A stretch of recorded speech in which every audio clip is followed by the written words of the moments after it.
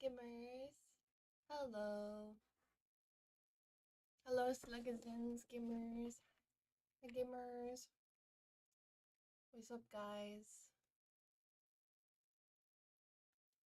What's up? What's up? As I hang in, what's poppin'?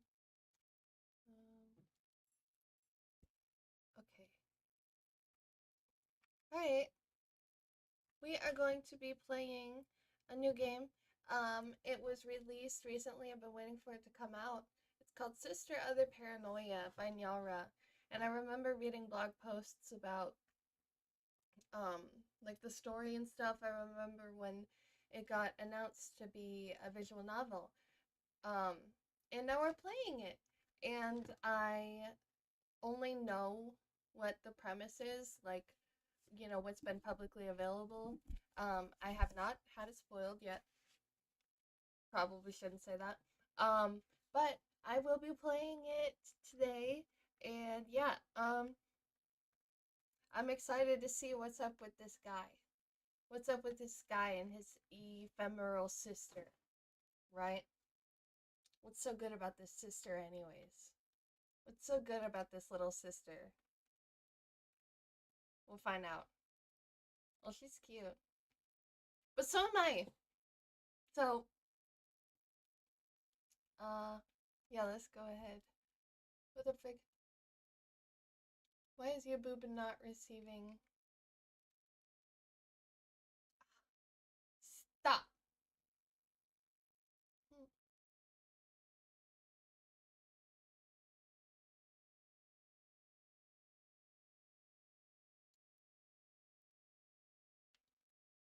How do I give YouTube more video?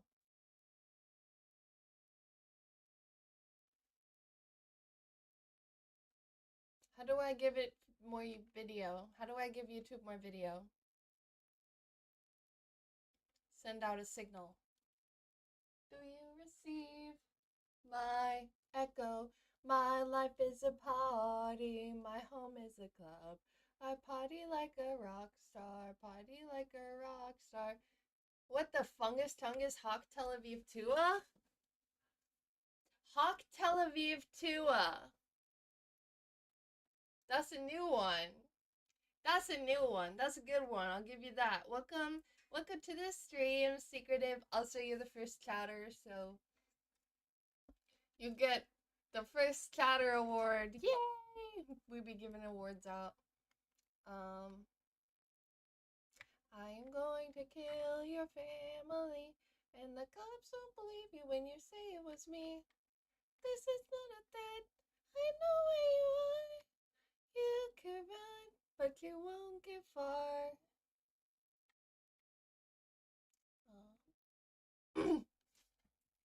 I always come first. That's always good to do. Period. I fuck with Whole Horse though. Number 2. He's kind of real for that. Anyways. Okay, we're gonna get rid of these Reddit buttons. They're all really good, but yeah, address me by my wife's boyfriend's rank. Ask me about circle jerking. Janny's love me, #1 Redditor ever, and I love Reddit with this interesting looking Reddit character here, holding 2 glowing light sticks. Yeah. Anyways, we're gonna put this away for now.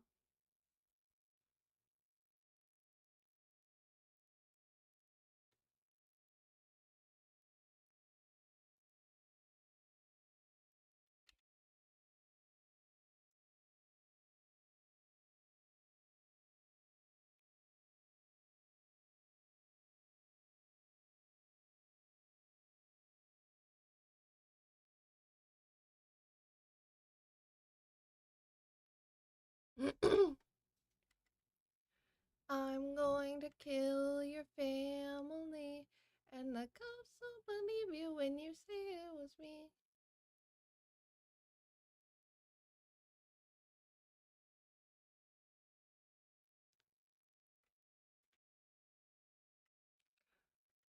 What? Why is it not?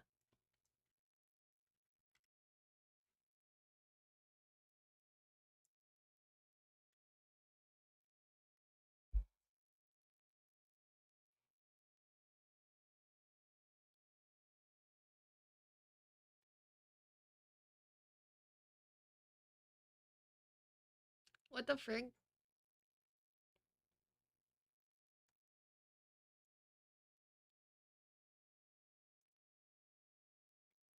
Okay, there we go. Alright, let's get this, wait, this is the wrong...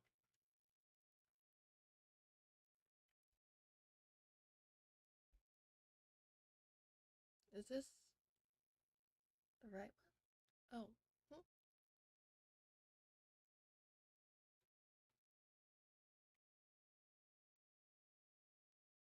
Hmm. Wait, where'd all my widgets and stuff go? What the freak?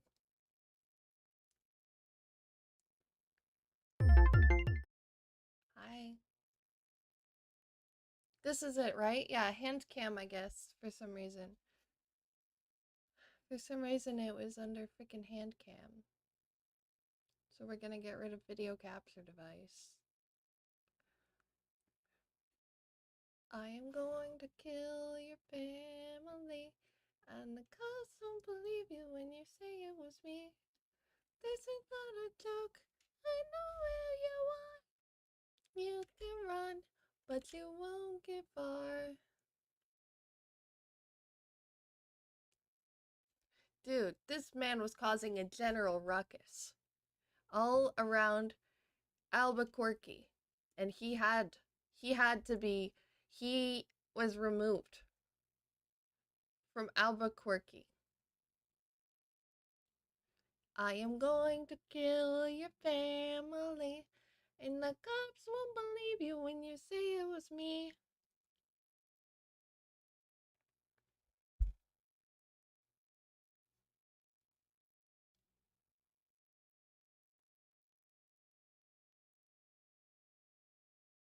Everything all right on technical side?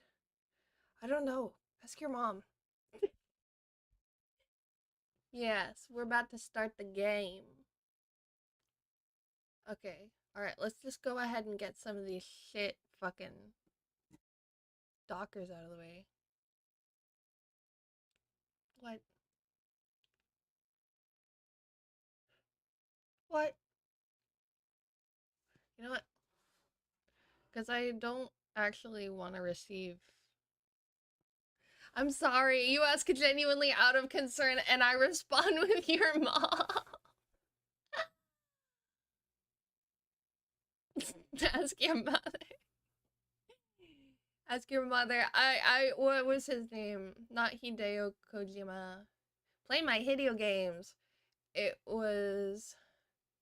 Is it Hideki Naganuma? No. What was his name? Bayonetta Man. Bayonetta Man. Who made Bayonetta? Chat, who made Bayonetta? Someone tell me. I am going to kill your face.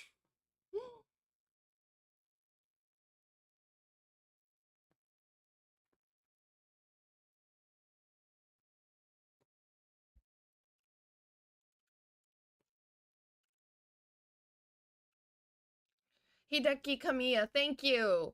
Kamiya, that's who it was. Thank you. I think I'm blocked by him, so, yeah, I haven't thought about him because I've been blocked by him for years.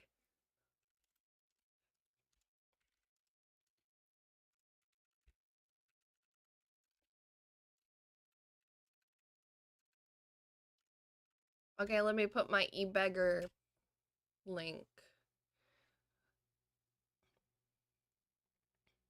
And then I'm actually gonna get rid of the, for real, I'm goated.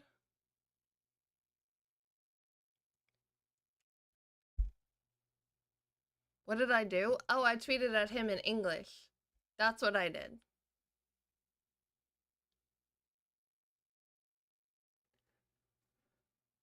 Alright, guys. I just gotta say, we are this close to greatness. I just did not set up my things beforehand. But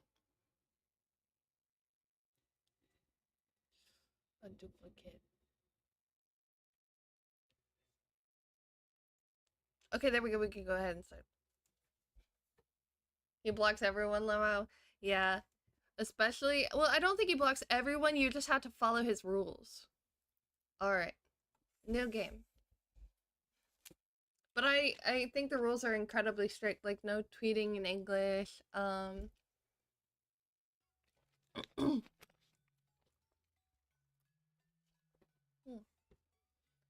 Human relationships are complex and mysterious.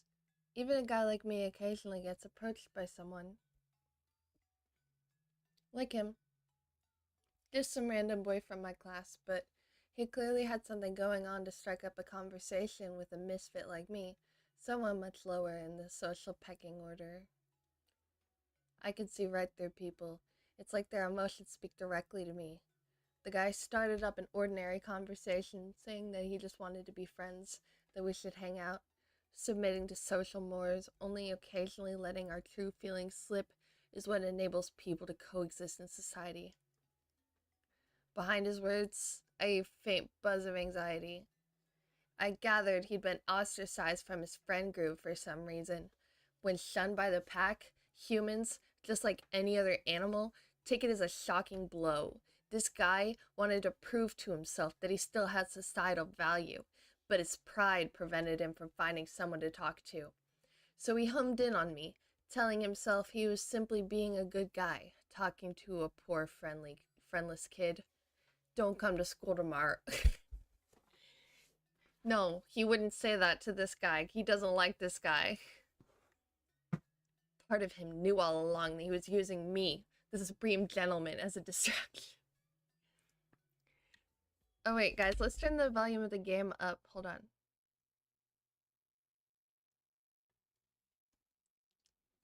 Hello, Manawoo. Alright. I'm not saying he was a bad guy, really. On the inside, we're all shades of gray. He had both good and bad in him, and when you get down to it, he seemed to be genuinely trying to make friends. So, I invited him over to my place. Quite the honor, I must say. It's rare for me to allow anyone into my room. There in my room, he was just like any other normal teenager. Got a bunch of weird games, huh? You're into reading and stuff? Not really my thing. Who do you think's the hottest girl in this group? We build trust through meaningless conversation, shallow interaction by shallow interaction. He dispelled his anxiety, used me to try to reclaim his self-worth. So far, so good. I have a younger sister, Sahana. She's a gifted child, and being my sister, she's very important to me. Like me, she has social anxiety. She dislikes people. She couldn't cope with elementary school, so she stopped going. I'm not surprised. She was too smart for it anyway. So Sahana came into my room. Though she was startled to see my visitor, she put on a brave face for my sake and made an effort to join in the conversation. He wasn't a bad guy, but I guess he just tended to say whatever popped into his head. You should go back to school. You can't both be gloomy shut-ins. You'd have so much more fun out there. Sahana faltered beneath the barrage of platitudes so nauseating it could make you hurl. He burst into tears. She couldn't cope with this disaster that had struck in her own home, which, unlike the classroom, was supposed to be a safe place. The stupid things he said, the tears sliding down Sahana's pale cheeks, it all set my nerves dancing on a knife's edge. Adrenaline surged and my mind focused. Turns out, when I read someone's emotions in such a state, I see even more than usual. Until that moment, I hadn't realized that my sensitivities pushed into abnormal territory, making me an aberration in this society where keeping up appearances is everything. What I said to him was simple and obvious. But seeing the flow of his emotions so clearly, I wielded my words like a scalpel, slicing away his self-delusions. You picked me because you wanted to escape from the fact that your friends ostracized you, didn't you? Oh, oh, okay. Okay, well, yeah, it's the only one.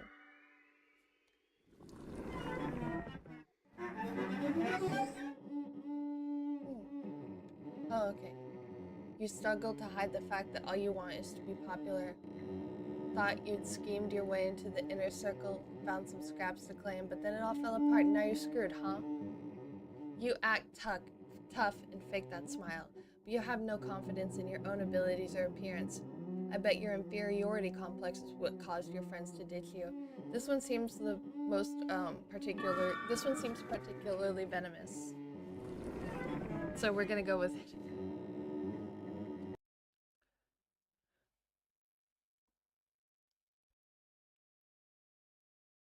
So I wish there was a way for me to like be able to have the chat, but unfortunately I'm still one monitor.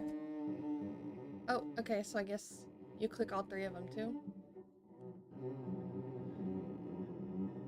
Okay. I guess it's like the order. You struggle to hide the fact that all you want is to be popular.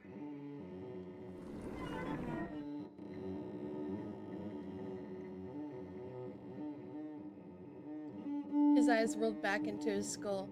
When he tried to form a reply, it came out in a canine growl. Meanwhile, in contrast to the harsh sounds, he trembled like a scared puppy. His face flushed crimson with rage and, overcome by emotion with no release, he slapped at his thighs, his maelstrom of emotions spilling out in pained groans. I guess that's just what happens when the softest parts of a person's mind are sliced open. You're a sneaky, disgusting piece of shit. Then he jumped out my bedroom window. There was a dull, wet thud that I wish Sahana didn't have to hear. He didn't die, but they expect he'll never fully heal from the injuries. The school decided that we must have been horsing around. He got carried away, and he fell out of the window. It never occurred to them that I could have talked him into it. I'd always been a loner, so when my class shunned me after, nothing really changed. Life is suffering anyway. Sahana simply wrapped her arms around my head and stroked my hair. It's okay. You're okay. Oni-chan. I can make people kill themselves if I want. I can commit murder without suspicion. At some point, I stopped leaving my room, choosing to stay shut away with Sahana instead. Time flowed on, leaving us behind.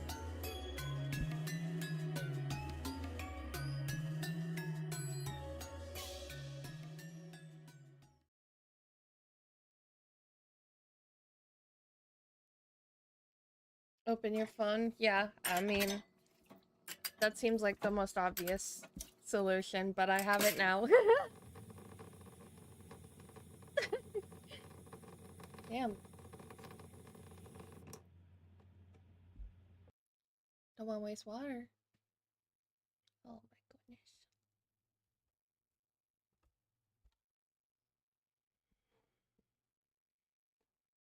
Bro.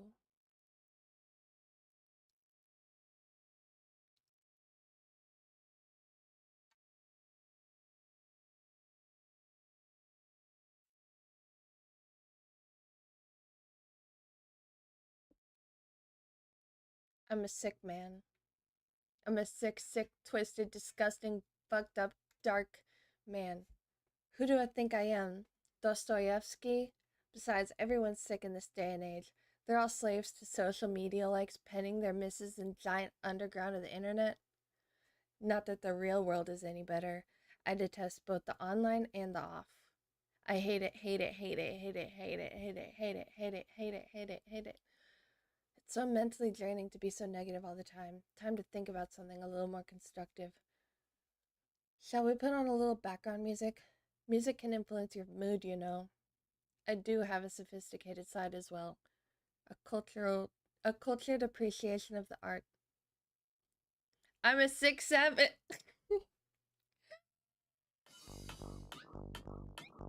By the way, you know what a panopticon is? It comes from the Greek word panoptes, which means all-seeing. That probably doesn't help much, huh? Imagine you're building a facility for segregating prisoners from society. Stick the warden's watchtower right in the middle, then arrange the cells around it in a circle. Then ensure the prisoners can't see into the tower. This makes them paranoid that they're being watched 24/7. Now, because the cells are arranged in a circle, the prisoners can all watch each other, you see? Thus, they will all monitor each other, ensuring that no one is receiving special treatment or finding some way to get ahead. It's quite the devilish invention. I'm a 6'7". Social media has been called a modern-day panopticon. Everyone's watching to make sure other people aren't getting too full of themselves, and the moment anyone makes a misstep, they're roasted to hell and back. When any nail dares to stick out, the whole world descends to hammer them down. We're in a prison, see? It's grotesque. Both the real world and the online are prisons built from human relationships. I'm sensitive to people's emotions. I don't know why, but I can practically read minds.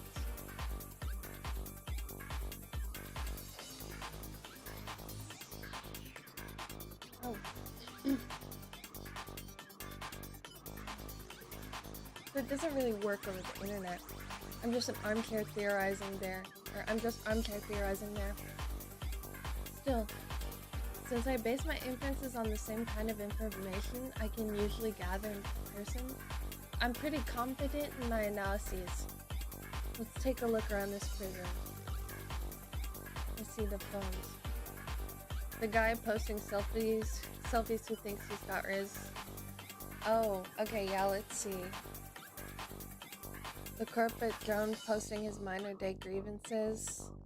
Asshole be lucky you even have a home. The anime PFP who butts into relationship issues. Buddy, your brother's getting fucking turned into a chair. The expert breaking down online drama. That would be me. Artist puts in cutesy drawings. Let's see this one. Oh yeah, she's fishing for guys. Like it could be any more obvious. This cute shit is all a facade with nothing substantial behind it. You can tell by how shallow her sense of self is. When you get down to the details, reading minds is pretty unimpressive, similar to a social mechanism. You'll see, if you look for her private or sub accounts, most of her followers are men. She tries to act like it's a 50-50 split, but you'll see that her male follower rate is strangely high, especially given how she presents her main account. Her need to present a superficial sheen of cuteness is a result of the pressure of the panopticon. It's like the final compromise reached to prevent anyone from getting ahead. If people got wind of her thirst for male attention, the haters would come down on her like a pack of wolves. The female prisoners are all surreptitiously peeking into one another's cells, you see. It's an unbreakable bond in a sense. Let's see. Anime PFP. They don't give a shit about the actual problem. All these people really want to do is either trauma dump or self-abandon or both at once. They blame the opposite sex or sometimes supposedly weaker members of their own sex for their past trauma and their warped sense of self that comes from feeling ignored. Everyone's too afraid to address their own sins, and even if they wanted to, it's already too late. So then they try to avoid taking responsibility for their own lives. Wow, you got a tough road to hoe. Imagine if someone ever told them that's life, full stop. They'd be fucked. They spend their whole lives looking around the prison, taking joy in other people's failures, swooping to take the head off anyone who lets down their guard, then displaying it among the rest of their trophies. Bunch of revolution addicts. Nothing satiates the masses like the moment the guillotine comes down on the neck of some self-important asshole. What's better than being happy? Seeing someone you hate being miserable. They call it schadenfreude, and it's sweet as honey to this type. But living on honey alone may be its own kind of suffering. discard the concept of impropriety, and you too can forge a route to your own happiness. These people are marathon runners, no triathletes who have all set out sprinting across the vast ocean of the internet towards an instinctual source of pleasure. And between their gasps for air, sometimes the truth will slip out. A quiet plea, save me. Let me take a sip of my water. I bought a case of bottled water.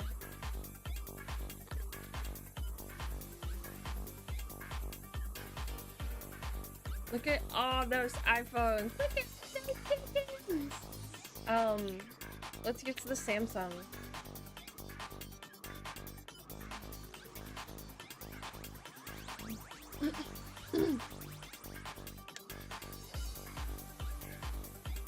These people are everywhere.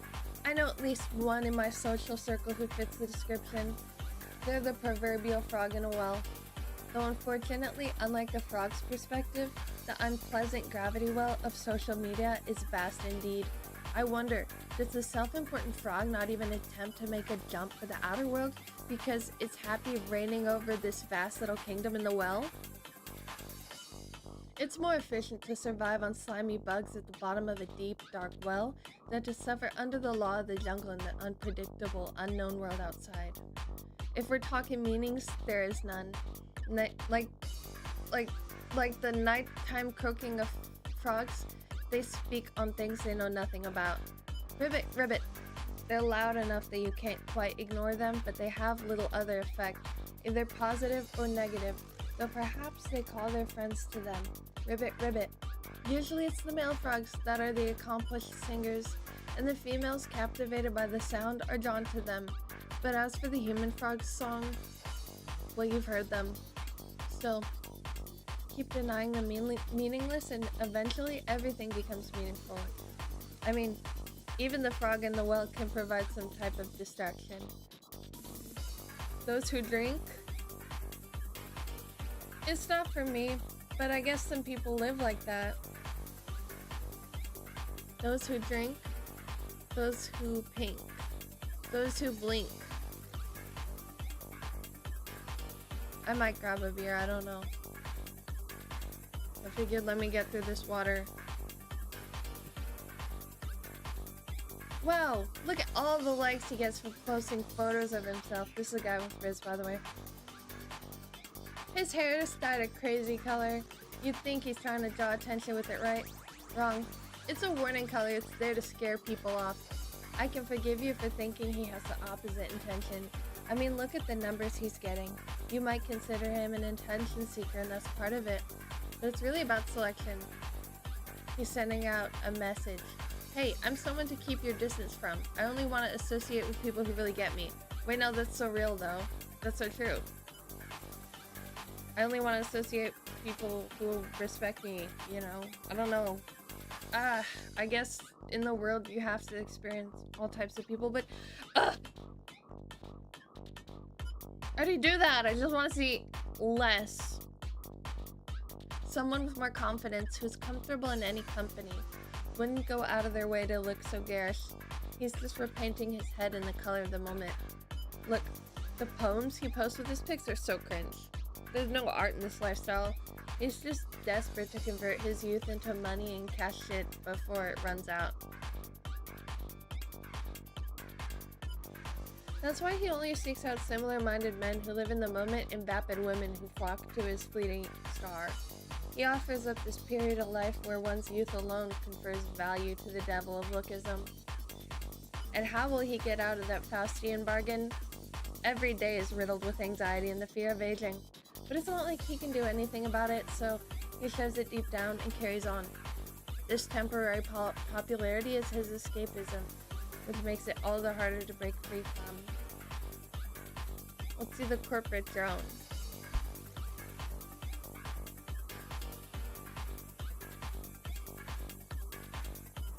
This one's lost the will to even attempt to cry for help. No one's life is dominated by such bland, inoffensive content. If he was truly fulfilled, he wouldn't feel the need to look online, or he'd post more openly about his accomplishments and relationships. But he doesn't even have it in him to reveal the depressing realities of his life. I mean, it's pretty pathetic to see a grown adult constantly complaining. And what's the point in sending out a distress signal when it'll only make people dislike you? Anodyne treats are his only resistance against this modern condition of slow domestication and the march towards death. The few responses from old online acquaintances are his lifeline. I suppose that, in a sense, he's making the most of what social media has to offer. Such connections are gossamer thin, faint as spider's silk, yet the tangible truth of connecting with someone out there in the wide world, for better or worse, can't be all that bad. You think I'm no different, constantly complaining? Fine by me. It's an author's job to rant and rave at the world. I'm working, laboring in this stinky, rotten, ugly world. I'm actually doing a kindness by critiquing the drivel these people spew. A lot of the things in this game I feel like are meant to be like, oh, I relate to that a little bit, you know? This is how I live. Spouting these prejudices, cursing the world alone, day after day. Fancying myself a modern-day Dostoevsky, I moved with the times and wrote a light novel. I did work hard on it to tell a meaningful existentialist story through the heroine's character arcs. Do you know what existentialism is? It's a major theme in Russian literature. Here's my own personal interpretation of it. God is the supreme being we all should believe in. But I'm a human being. I too have an ego. I think that's basically what Dostoevsky was saying. I'm a literature major after all. Not that I go to class anymore. I mean, I can't. I became a commercial light novel author, earning my living from writing at the tender age of 19. Impressive, no? Though I've only published one book so far. My book is The Emotional Panopticon, which I think is a pretty slick title. What is it? Diary of a Supreme Gentleman? Go ahead and pick it up if you come across it in the bookstore. It won a prize and everything, but they didn't print many first editions, so a physical copy's a rare find. The other members of my literature club acted as though a hero had emerged from our ranks. The reality is that my book was shoved on a shelf to hype it up, but sales are non-existent. It's all about what I do next. Still, I claim my seat at the table, and that's gotta make those still standing green with envy. There are even a few dickheads in the club who talk shit about me. Not that I care. Bro does not Shakespeare. I am shaking my spear right now at the world. I'm shaking my fist at God. The online reaction has been polarized. It's either self-appointed critics who get off on trashing the newcomers or pretentious show-offs who heap praise on any work that shows the slightest ambition. Neither can be trusted. A few readers, though, went so far as to write the editor with their thoughts. To tell the truth, where did the music go? I want the music back. Can I have the music back?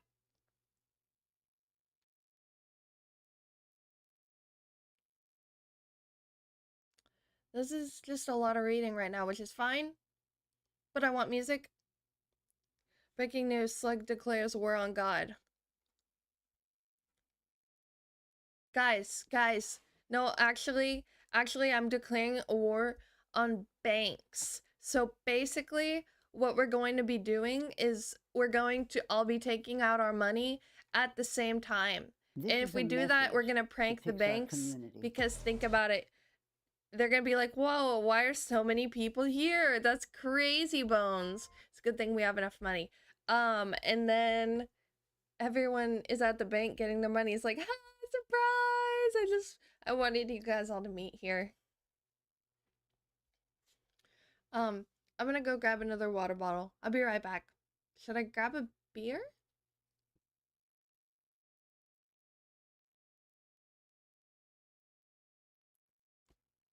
I'll be right back.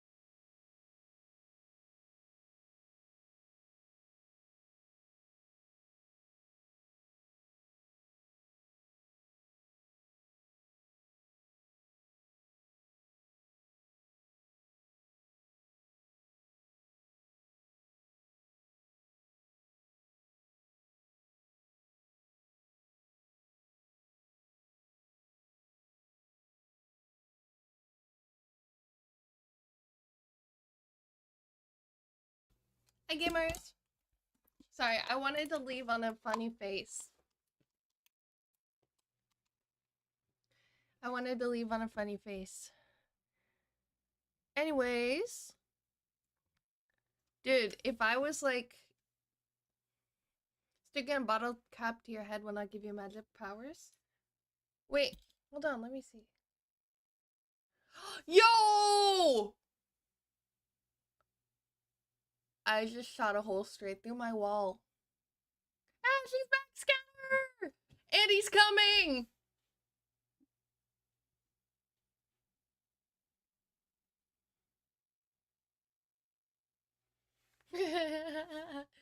Dude, Andy's mom's toys. Dude, imagine Toy Story where they go in the mom's room in the mom's sock drawer. They're like, oh no! Oh, hi. Who are you, Mr. Pickle?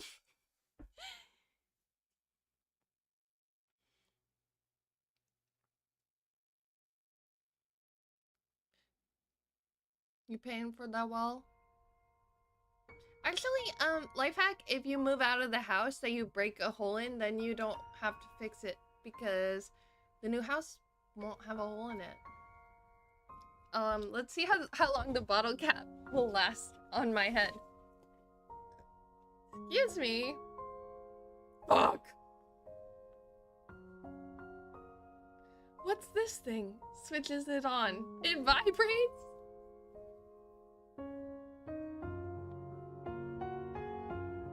Dude, oh my goodness, this one time. Guys, this one time I was in TSA and I was visiting my parents' house. And when I visit my parents' house, I bring with me like every single like pet hair cleaning or like just like, you know, tape, what's it called? The little tape rollers thing. And I have an electric one. And it's like supersonic or whatever. But specifically it has a long handle and it makes a really loud sound. So, bros, literally I was picking my thing up and someone's I was picking my box, what's it called? My carry-on? No.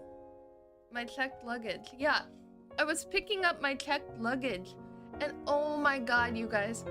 Literally somebody said, your bag is buzzing. And it was the freaking ultrasonic pet hair cleaner. Bro. And I was so embarrassed, especially because the handle was like vaguely phallic shaped. I was like, bro, they definitely thought the funniest shit. Dude, and then I remember I was like there and there was like this woman like sitting down, this beautiful woman sitting down playing rhythm games on her phone.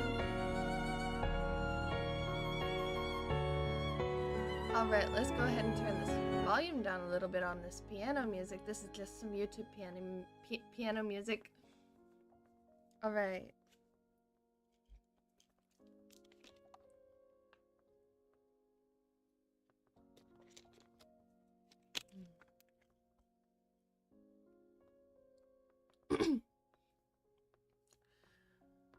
The bottle cap is still on my forehead, by the way. To tell the truth, these are the people for whom I feel the need to write the sequel. Light novels live and die on their series potential, and you're basically shit out of luck without an anime adaptation.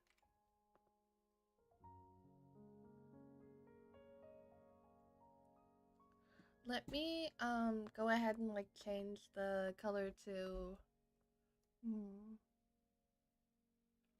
hold on.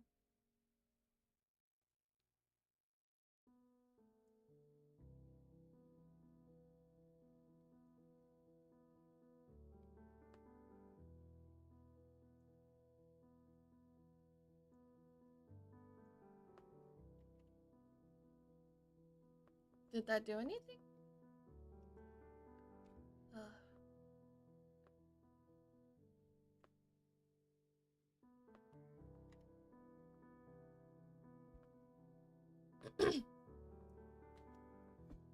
But the thing is, I've developed writer's block.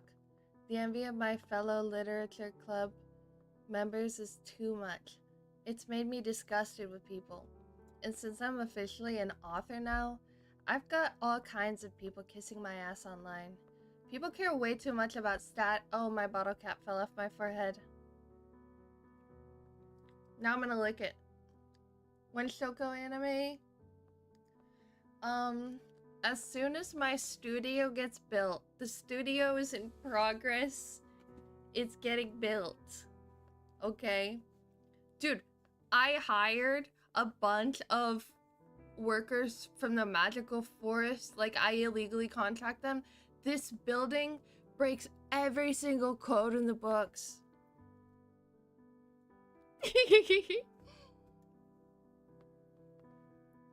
People care way too much about status while faith in the literary gods wears thin.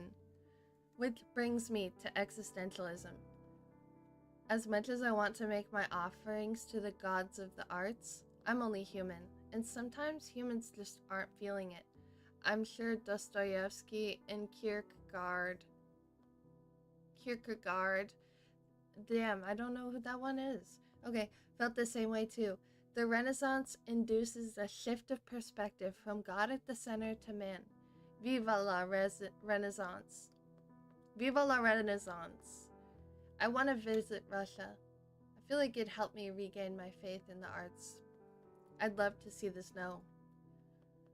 This painting is incredible, right? There's something about Russian women. Their eyes are cold, yet there's a warmth to them at the same time. Portrait of Unknown Woman. I prefer the alternate title though. Portrait of an Unforgettable Woman. People call it the Russian Mona Lisa. Who painted the Mona Lisa? Mona Lisa. Da Vinci? I'd love to visit the gallery one day to see it in the flesh. It's fucked up that no one can visit the Hermitage Museum because of this war shit. Guess it's humanity's loss. Though I suppose that's not where Portrait of an Unforgettable Woman is anyway. Details. Anyway, it breaks my heart that art and culture are being destroyed by stupid, egotistical shit like wars and the petty relations of humans and their little cliques and on social media. I'm not just venting my frustrations at you because I'm not making any progress with Volume 2. That's not it, I swear. Don't judge me by the blank page. Once I type one word, I'm off. I'll write the whole thing in one go. To me, there's no difference between one word and 100,000. It's so loud, seriously. The whole world is filled with noise. The moment I step outside, all these strangers' feelings wash over me. It's so fucking loud. Everyone's always thinking about such dumb shit. I can see the bullshit and I hate it. That's why I have to stay secluded in my room. Woe is me. I don't know, bro, your room looks pretty good. It'd be so much easier to cope if people thought about intellectual things. But no, their brains are just filled with crap, short-form videos and Netflix, dating apps, and X-rated ASMR. Too real for you? How about you go take a look at God's green earth? You're so fixated on that little screen in front of you that you lost touch with the sublimity of the natural world. Is that too big a word for you? Let me break it down. I'm talking about touching grass. Yeah, this wet behind the ears light novel author is telling you that your life is devoid of poetic beauty and natural vistas. Ironic, huh? Why are you so negative all the time? Why do you have 9/11 there? Oh, Nichan? Are these author rants or an in-universe character rant? I got lost. I do not know. I don't think so. Maybe there's a bit of truth to it. A bit of truth to it, and then stretched. Stretched to the extreme of that idea. You're lonely deep down, aren't you? You think less of me for it?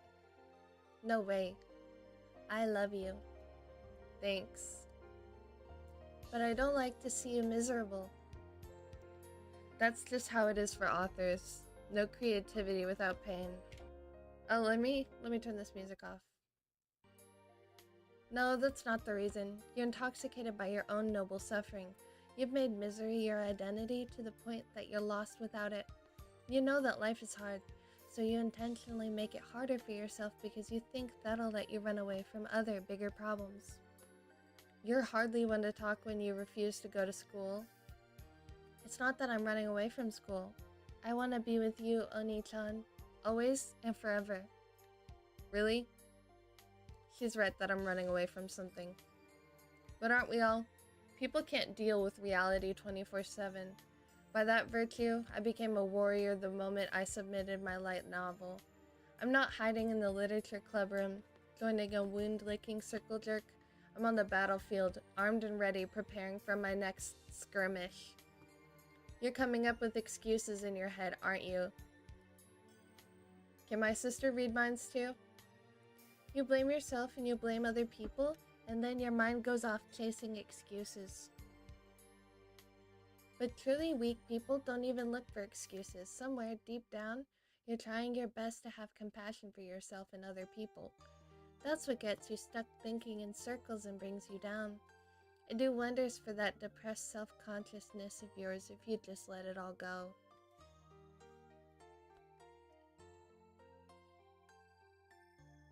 That's why I'm here for you. I'll always be right here. Thanks, but I'm afraid you'll have to step out every once in a while so I can crack open a porn site. I'll be right here. Were you listening to me? The only way to escape this mutual mass surveillance is through embracing tribalism. I'm talking about primitive relations like blood ties. Okay. Being siblings isn't the only form of human connection. There are all kinds of ways to connect with people, like friendships and romance and stuff. Maybe somewhere out there, but not for me. You say that most everyone is a frog in a well, but you're an author in your room. I'm not just holed up in here pretending to be an author. I've actually published something. I get royalties enough to live on even.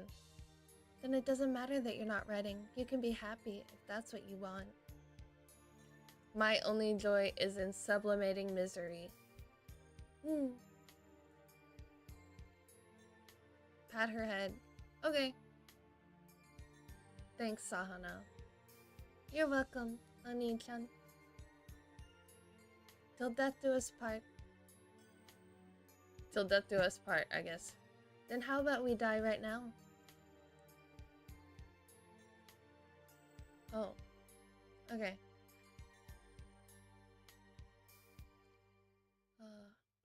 Him. Gosh, it's confusing. I wish that there was like a little marker between like who said it. No, not yet. You still have a lot left to write. Okay. Good night, Oni-chan. Night, Sahana. Hope you have sweet dreams. I already am.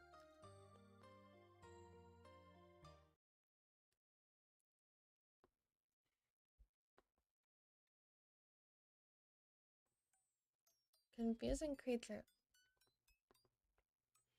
Ever since I was a child, I've always been one step removed from the rest of the world. I couldn't stand its rotten stench. I unconsciously trained myself to take a bird's eye view of the universe, as though I wasn't part of it. I feel the exact same way though, because I have literally, like, ever since I was a young child, I remember being in kindergarten, and I called a girl by her name, and for some reason, she was just like, don't call me that, and I never understood why. So then I stopped calling people by their names because, I don't know, it just became like a subconscious thing. So now I don't call people by their names, but it's not like an intentional like disrespect thing. It's like a I'm trying to be respectful to you. It's just that my mind is mixed up. So instead of like, you know, feeling left out, I feel like I have to just, oh, the bottle cap fell off. I feel like I just have to like sit to the side.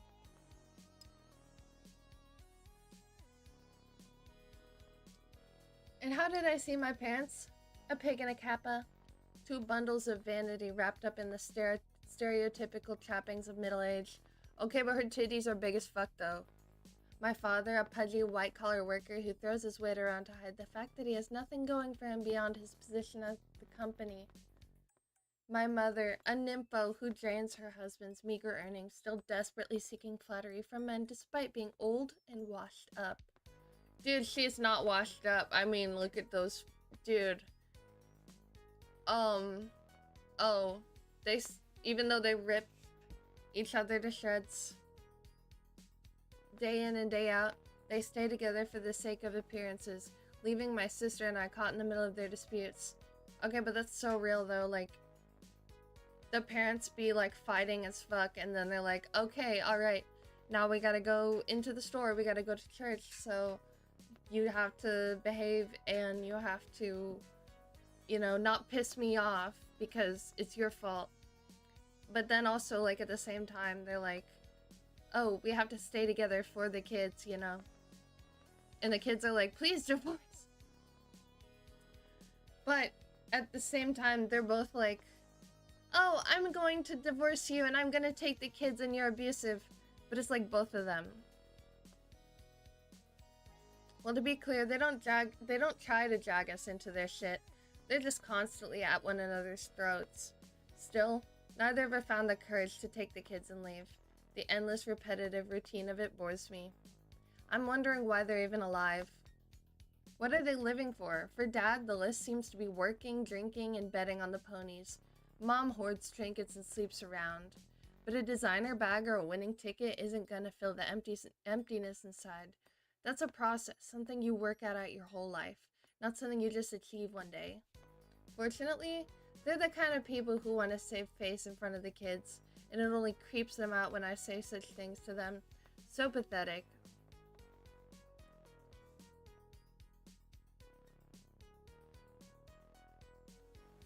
And no. I think that life is about finding meaning. I mean, anyone can simply exist. That's not what I'm talking about. There's no inherent meaning there. Being here on Earth just means your parents followed their base biological instinct, the urge to reproduce. God's commandment, be fruitful and multiply. I highly doubt God imbues each sexual encounter with divine meaning. Being born is a coincidence. Some people attempt to find meaning in their existence. However, and those are the ones like me who end up with a pseudo-intellectual bent and a career to match. Those people who go around saying they want to be a writer while never doing anything to make it a reality aren't actually interested in finding their purpose. Those people are content with their lives such as they are. They get used to the daily grind at a job they told themselves was only going to be a stopgap and figure, hey, they're making a living and it's not so bad after all, following the same old routine of interacting with coworkers, then killing time online after work. If you're truly hungry for meaning and purpose, you can seize them for yourself. Dreams do come true. I'd be lynched if I said that at my club, though. That's an interesting choice of words, brother.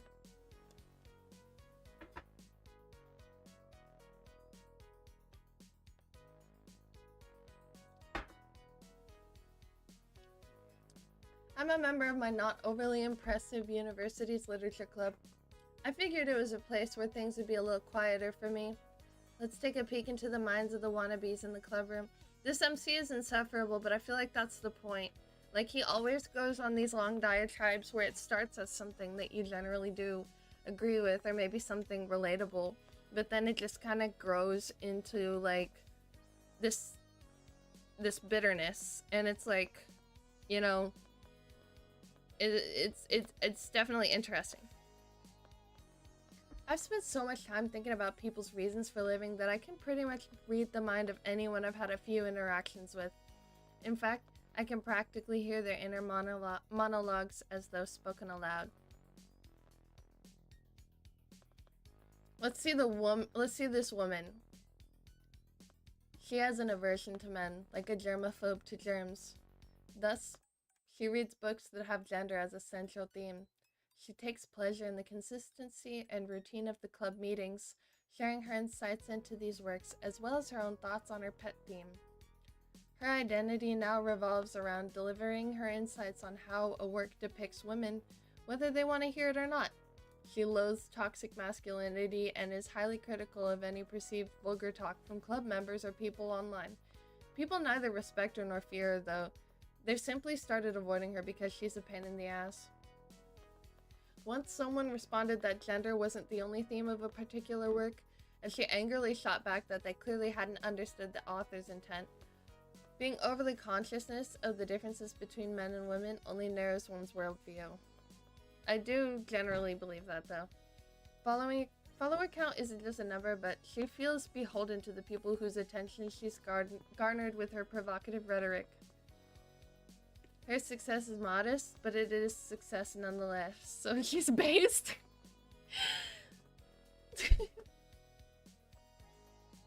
At the root of it all is a lack of self-esteem as a woman who doesn't get much attention from the opposite sex, and she's terrified that people will see through to that truth. The men and women in the club exist far more harmoniously than she'd have you believe. Okay, well, like, I also feel like those people who are, like, constantly, like, coping and seething and, like, you know, posting on, like, the, like, sub-forums, like, what are they called? Alt-chans, yeah. It's like, bro, I feel like you're kind of pigeonholing yourself. I don't know, call me crazy, call me crazy. Opinion alert. Opinion alert. Dare I say pigeonholing. You're pigeonholing yourself. I'm not saying don't go on whatever website or whatever. I'm just saying that I feel like when you pigeonhole yourself, it's not a good thing. In her shouted rants about liberation and independence, she reveals a heart bound by invisible chains.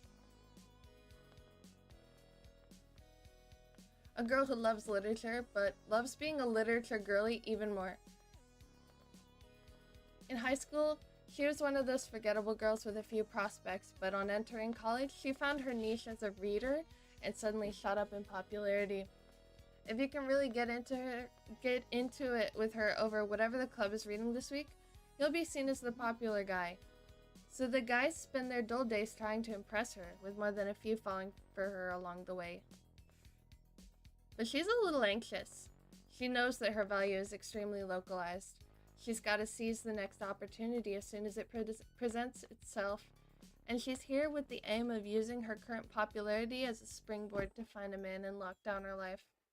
Still, she's not a bad person. This is just what people do. Let's see this Moid. A window shopper, plain and simple. He has no intention of becoming a writer, but he likes to think he's smarter than his peers, who spend their time gaming or reading manga, and he's got to maintain that self-image, so he shows up at the club room, and very occasionally he writes some sort of critique to stroke his own ego. It's not even at the level of a high school book report, and even so, he mostly just copies it from essays he finds online. He hasn't been reading as much recently, instead spending more time on mobile gaming and webcomics. He kinda wants to become one of those insufferable film guys, but his problem is that he immediately gets distracted by his phone whenever he starts watching a movie at home, so he doesn't really absorb the content. His type is pretty good at navigating life, and he might even land a job at a small publisher before graduating. There, he'll tell the young authors he runs into, "I just couldn't hack it as a writer," like he's passing on his dreams to the next generation, when in reality he's just passing the buck.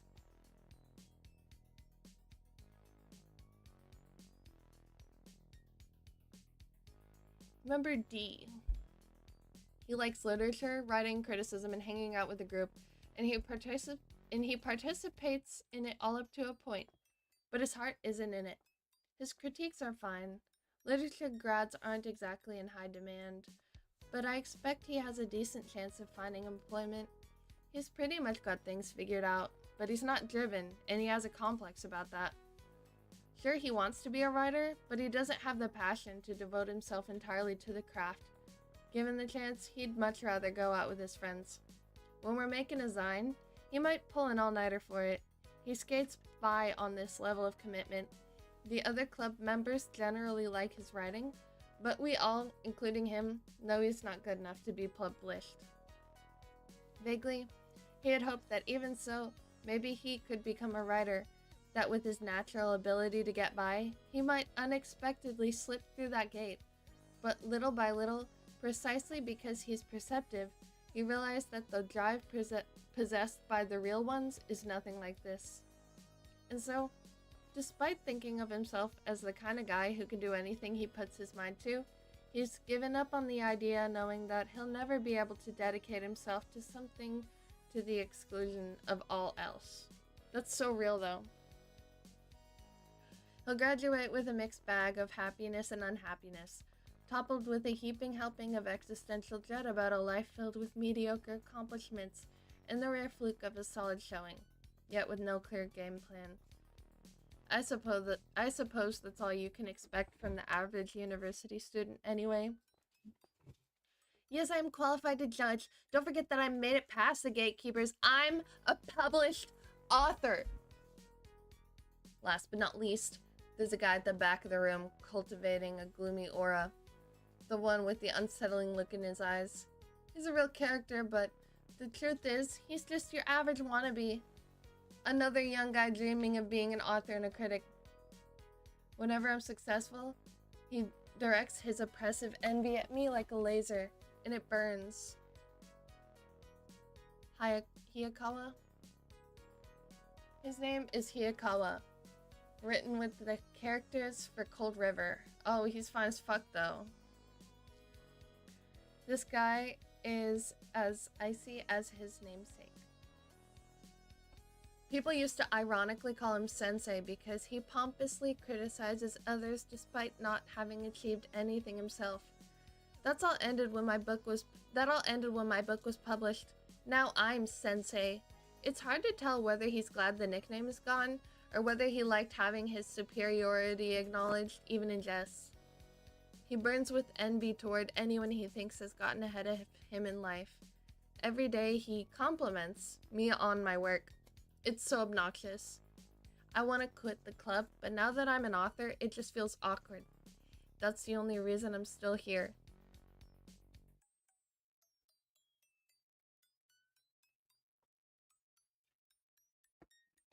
By the way, I do have a friend I sometimes hang out with on the weekends. But things are awkward with him now too.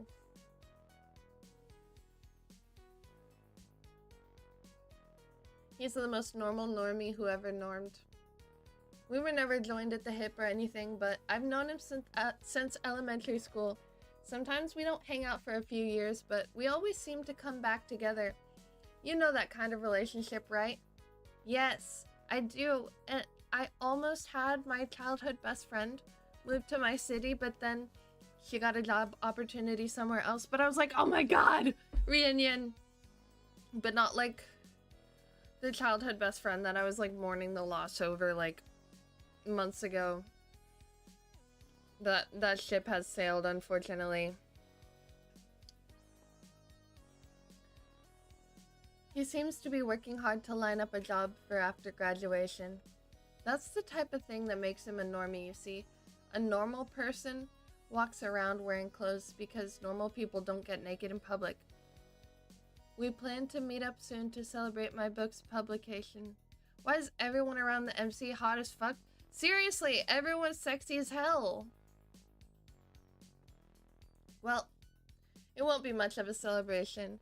We're just gonna hang out in town and he'll probably treat me to dinner. It'll be pure normalcy. I mean that in a good way. I'm grateful for it. But as someone who can read minds, I'm also a little nervous for it. Beneath his outward celebration of my success, frustration buzzes.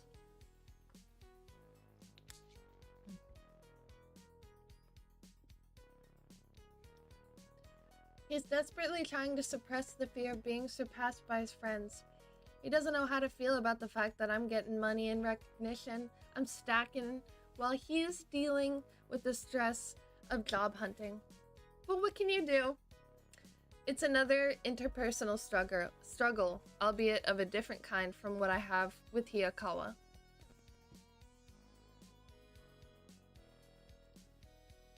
There's some things that would make people like this envious. That's what makes it so difficult. Beyond a deep shadow lies a bright light, and vice versa. Readers reply to my posts with positive messages of encouragement. Sorry, excuse me. Of course, people discuss my work on review sites and message boards, but the people who contact me directly are usually fans with an interest in rising authors. Though I suppose the fact that I don't have enough exposure to have haters yet probably isn't a good thing. I hope the next volume sells enough for me to get publicly slammed. Oh god, oh fuck. Anyways, I do get plenty of DMs from girls too, you know. The people who secretly send me direct messages in the hopes of using me somehow for their own advantage, mostly women. This in turn fuels the jealousy of their peers who have nothing special going for them. If I show any interest in return, I'll be lambasted as being only in it for the women. But the true greats turn their messy romantic troubles into literature, right? Osamu Dazai and Sakaguchi Ungo were womanizers. Not that they would listen to reason. I've got game too, though. I got a DM from a girl who wants to meet up. Going by her account, she seems to be a fairly cute university student and model who has inspirations of becoming a VTuber. She looks average enough to me, but her selfies get plenty of likes and she has about 3,000 followers. She's into alternative stuff and she messaged me because she emotionally connected with my work. Well, I'll be damned. It could be interesting to take a peek inside her mind and use it as inspiration for my work. I haven't responded yet. Well, that's cool. VTuber. Finally. To play the part of the broke... Sorry, hold on. Gotta lock in.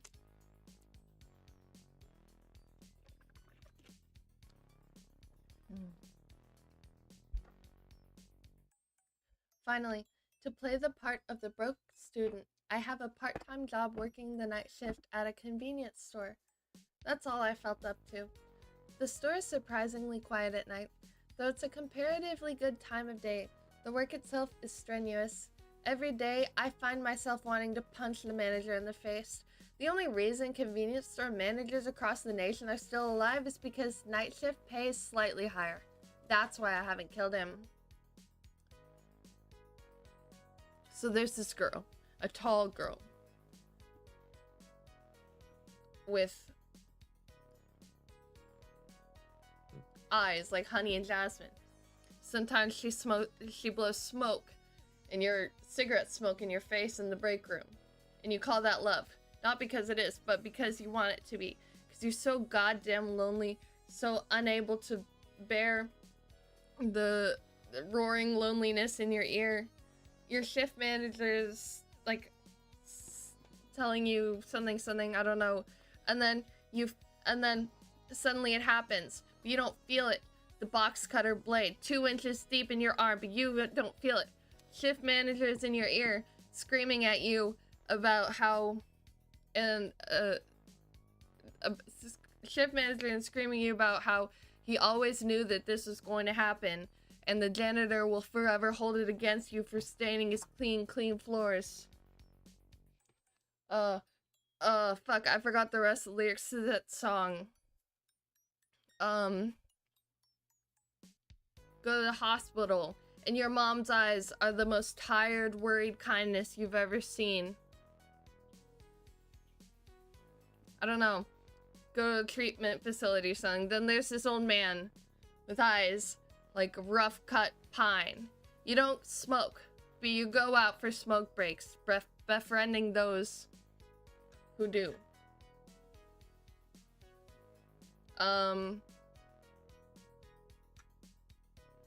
I don't know, you have a new set of skills or something. You go back now, stronger than you have ever felt before. And then the dark clouds break away leaving nothing but clear smoke. And it is so beautiful, and it is so free or something. I don't know. I can't remember the lyrics to that song, but it's a spoken word song. Like Blood from a Stone by Old Grey. Albuquerque but sad? Dude, this man is causing a general ruckus in Albuquerque. Oh, like I mentioned before, my ability isn't something so convenient as telepathy. It's more like a form of synesthesia, and I do need a certain amount of information for it to work. While I can hazard a decent guess from observing their actions and body language, it's only after a few conversations that I start to see deeper. That's why I don't like to get close to people. I can't help it though, I'm already in their minds. Flashily dressed hostess. She's clearly a hostess. I mean, you can tell from how she's dressed. Maybe she doesn't work at a hostess bar specifically, but she definitely works in the red light district. There's a delicate soul wrapped in those flashy clothes. I guess she's here for condoms or cigarettes. She flits in on her break, then disappears again into the neon world. There you go. She's picked up a pack of condoms. Well, at least she's not one of those chicks who's obsessed with hosts. How do I know that? Hosts always have condoms on them. They look out for number one. This is all just speculation, of course. A man has to entertain himself when he works for the night shift. High schooler looking customer. I bet he's a runaway. Curfew ends at 4 a.m., so until then, he evades the eye of the law by drifting around the stores that are open into the early hours. He could pass for 18, but it's always better to err on the side of caution. Not that I have any intention of turning him in. I bear him no ill will. It's not like he's shoplifting or anything. There's a dumbass dropout who often works the same shift as me, and I don't want this kid to head toward the same future. I'm happy to let him browse for a while. It'll liven things up. Wow, oh my gosh, a mildly empathetic act by the MC. Not even necessarily empathetic, just not vicious. Old man, take that ass. This old guy's a regular. He's always pissed off about something. If the cashier's too slow bagging his purchases, he'll curse him out. Despite that, he buys a ton of candy. Both his work life and home life are falling apart. After the night shift ends, he'll fill his basket with carbs so he can eat his stress away. His body has expanded with his sedimentary lifestyle, and he's transforming into a lump of flesh that disgusts his coworkers and family. My dad's the same. Gluttony is the most convenient sin. Even a complete idiot can stuff themselves. And that's what idiots do. It's a lack of self-control. To be human is to restrain one's desires. That's rationality. We aren't beasts to be controlled by our instincts. Okay, but I feel like this too. I feel like this, like I said, general kernels of truth taken to the extreme. The streets are so deserted this late at night that I feel a certain closeness with the strangers glimpsed from the corner of my eye. You know how it is. But even as I hold myself apart, I am like these people, like that drop-out coworker I mentioned before. One's surroundings reflect one's own nature. I too am a character in this setting. I'll be making my exit shortly though, now that I have my prize money and royalties. Sadly, I shall be tendering my resignation, leaving this liminal space where, at an hourly rate of 1450 yen, a teenager can work a 10-hour shift and earn more money than they ever imagined. This place is like the life's waiting room, but it's time to leave. I'm determined to move forward to my future. Serves you all right. And that's how I spend my days. I hate humanity and I hate this world. Especially since my sickly little sister was born. She went through a lot before she stabilized, and now we siblings are in a world of our own. Sahana was born 1,000 times smarter than the average person. She's a genius. She was far too advanced for her elementary school, so she stopped going. Since my elementary school days, I've always thought deeply on questions such as, why are people so cruel? And what determines right or wrong? The more I thought, the more distant I grew from other people until I started to see inside of their heads. Once my mother asked me, why don't you like school? When I asked her if the other moms thought less of her because her kid was a loner, she screwed up her face in disgust and called me a little demon.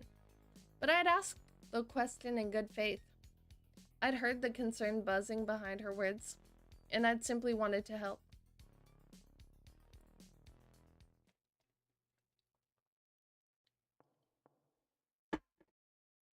You're still awake, Oni-chan?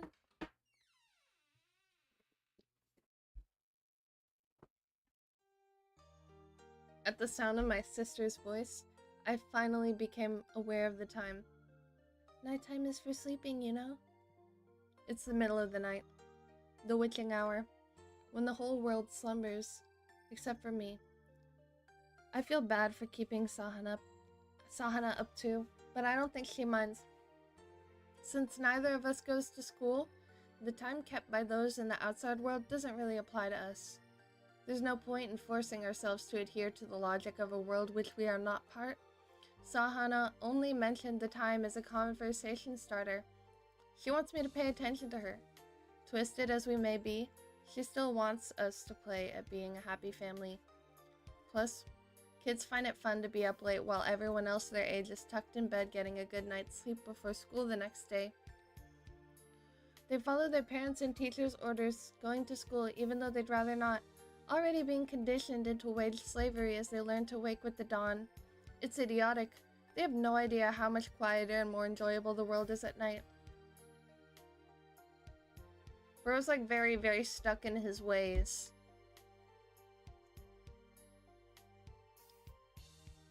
It's like he's just telling us to go outside, but he is very stuck in his ways. I'm so proud of my sister when I compare her to those drones. She'll happily point out her brother's unhealthy habits while having no intention of going to school herself.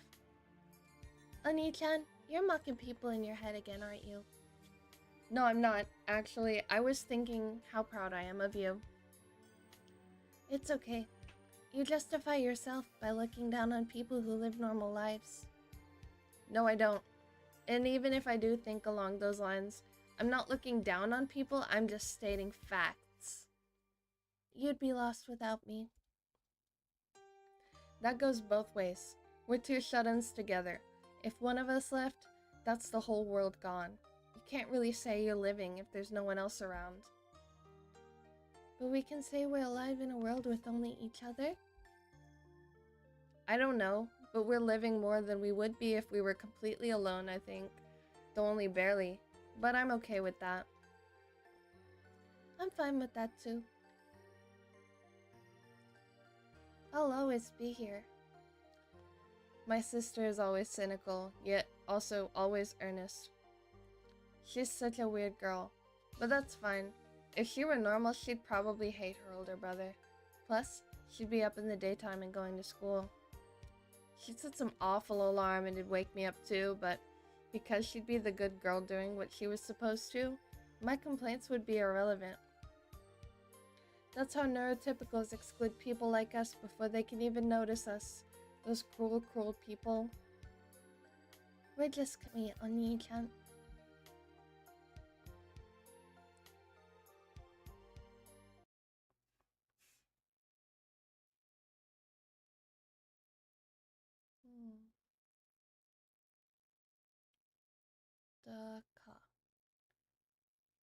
Dukkha.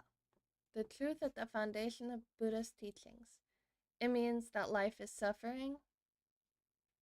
The middle way, yes. I try to follow the middle way.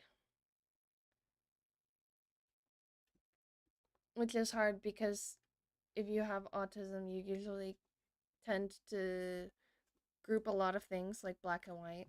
So you have to like be conscious about the middle way.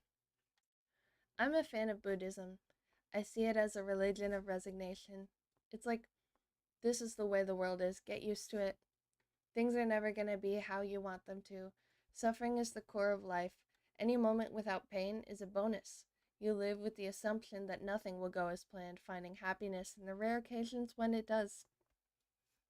But I hate the kind of people who spout nonsense about living without expecting anything from other people. They're liars. Can see it in the color of their emotions. They just want to show off, acting like they know about suffering and truth, but deep in their eyes, you can see it. They still believe in other people. I mean, if your average person could achieve enlightenment that easy, there'd be no need for Buddhism, would there? So long as you're alive, you'll always be suffering. That's just the way it is. I read a book by a famous psychiatrist. After delving into so many minds, this doctor apparently concluded that moments of peace or joy were rare and fleeting amongst the harsh realities of life. Really gives you hope, right? Everyone's suffering. Let me take a sip of my drink.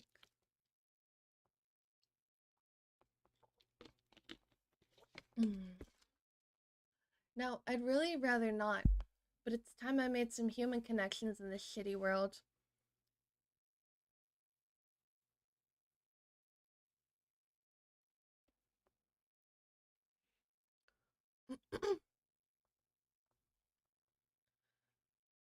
Living is inextricably tied to relationships, so I'm going to power forward while I have even a little motivation.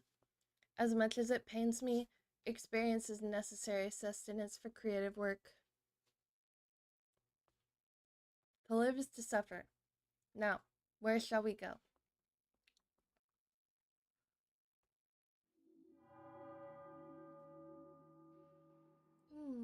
Spider. Ring, fox, monkey, caterpillar.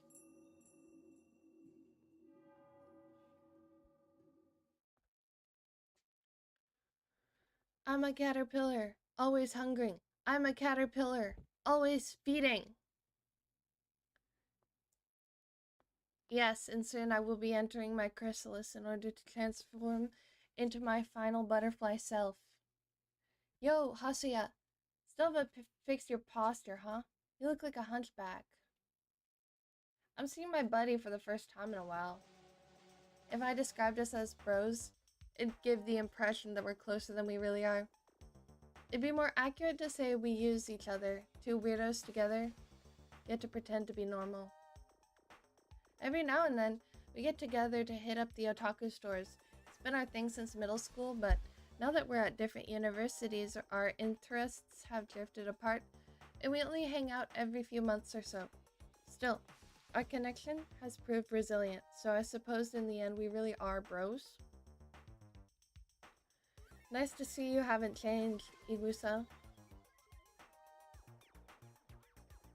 From my perspective, he's sexy with a giant cock. He plays the latest mobile games, occasionally buys merch, talks about the anime du jour, sometimes does a little gaming. There was a time where he was more passionate about this stuff, but with the pressure of completing his dissertation and job hunting, he started to talk more about real life than fiction. Basically, he's hiding out in his college chrysalis, soon to emerge a corporate drone. From an outside point of view, he'll have his fair share of struggles, but from an outside perspective, I'm sure it'll be smooth sailing. He'll manage to find a job, he'll start working, and while grappling with the tension between personal fulfillment and the daily grind, he'll earn a decent salary and get into a decent relationship. The next natural step will be marriage, and then he'll do his best to raise the kids in a somewhat stable home, ultimately passing his hopes and dreams to the next generation. That's not necessarily a bad thing, but to a creative person, normality is the enemy. Though there's no malice to them, the banal words and gestures of these normal people chip away at the creative heart. When I joined my university's lit club with a serious focus on writing, I couldn't hide my scorn at the way people acted like writers with a capital W. Most people have a fleeting dream of being an author at some point in their lives, but 99% of them never achieve it. Igusa, of course, was silently betting I'd give it up to pursue a real career. When he wished me good luck, there was no sneer hidden behind the words. He did, though. Expect to make jokes at my expense later, whenever I grew bored of the creative life. A pretty typical mindset.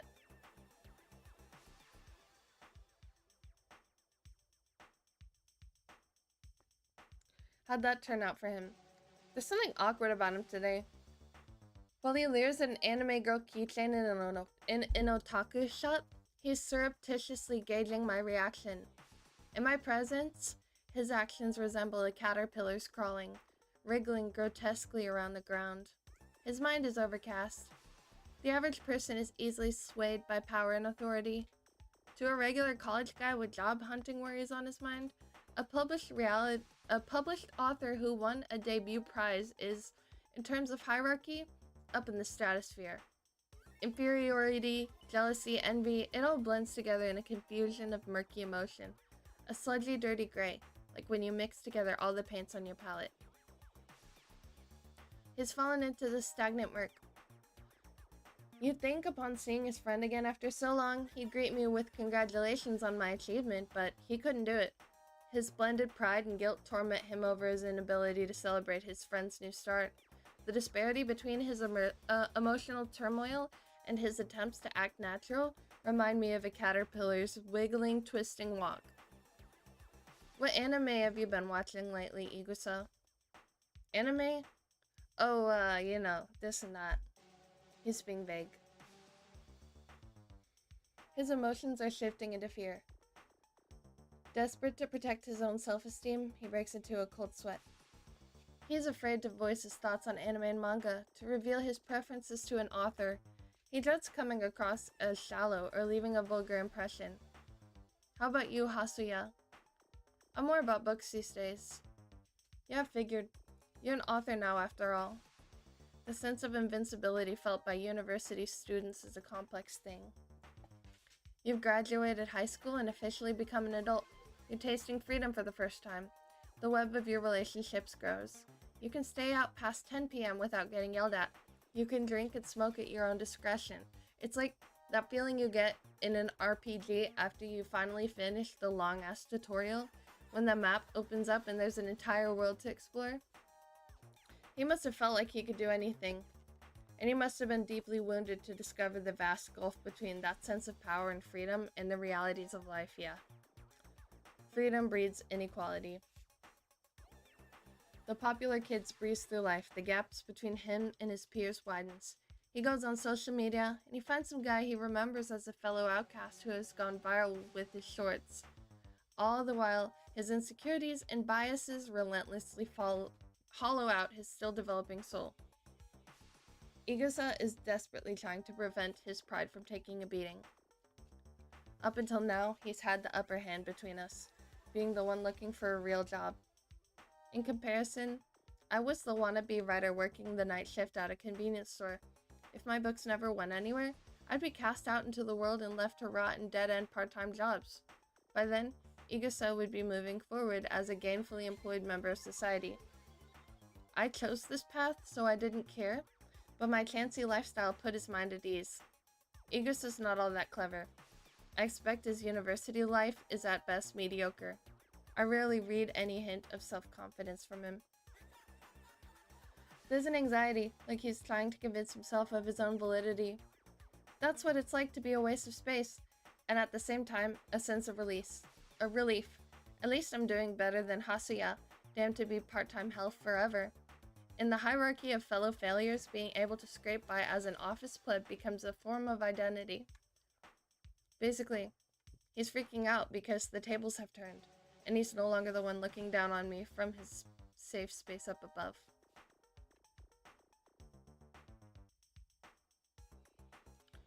Once our excruciating hike through otaku shops is over, we head to a cafe. Igusa starts conspicuously vaping, and his confidence increases slightly. Seems like he wanted to show off that, yeah, he's a student and he can do this kind of thing. A gray haze, fainter than the chaotic brain fog of his emotions, clouds my vision. I think I'm gonna have to end this stream soon. We'll continue next time. Perhaps feeling that he has the edge now, he finally broaches the main topic. So how does it feel being a big shot author? He's not fully over it. Adding that snarky big shot is him trying to make himself feel better by taking a dig at me, acting like I don't have the talent to warrant real respect. He's still trying to convince himself that my prize win is a fluke. He might even be right. After all, I haven't published a follow-up yet, so I could end up a one-hit wonder. I'm still a newcomer, a baby who's taken one small step. Still, from the perspective of your average otaku, it's more like a giant leap to the moon. It's pretty rough, to be honest. I don't know what I'm gonna do about the sequel. Pretty sure winning the debut prize was just a fluke. No, man, you got this. You got that special something, you know? When I play it down, he's obviously relieved, at least in terms of our interactions. When he gets to play the good friend calming the nervous newbie, he feels like he's a step above me. Is life the constant repetition of these charades?